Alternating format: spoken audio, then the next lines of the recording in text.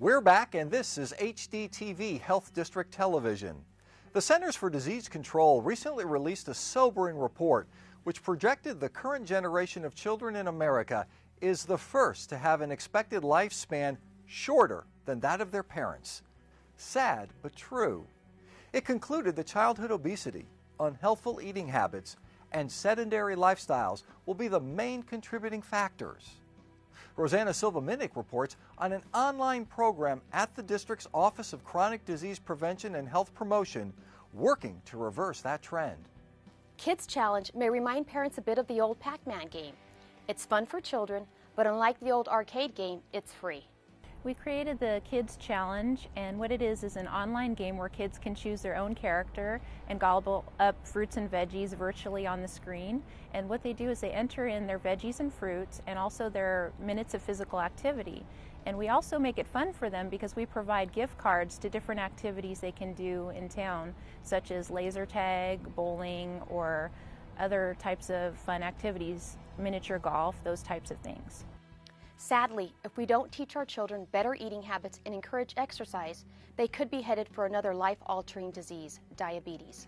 The trends for obesity are just really going in the wrong direction. We're having children as young as 8 developing type 2 diabetes, which used to be seen as an adult disease, but now children are getting it much younger and complications, and they're also getting high blood pressure, they're a little overweight, and there are just some things we need to do to reverse that trend. There's also more bad news.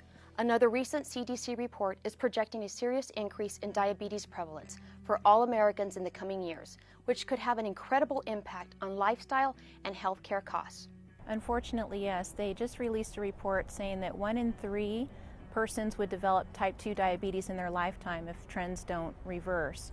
And unfortunately, children born the year 2000 and after will develop type 2 diabetes sometime in their lifetime. And for minorities, the situation is even much worse. They have twice the risk than non-minority folks.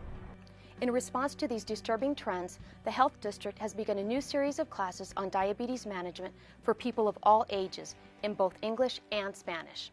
The classes are very interactive. In fact, persons who come in, they see a beautiful map that's laid out on the table, and on the map they actually have wonderful pictures such as people discussing feelings about diabetes. It's about being active, and it's really interactive. We give them cards where they can read about complications and ways to avoid them, but in essence it's really more of a support group, if you will, where they come in and we provide them a snack.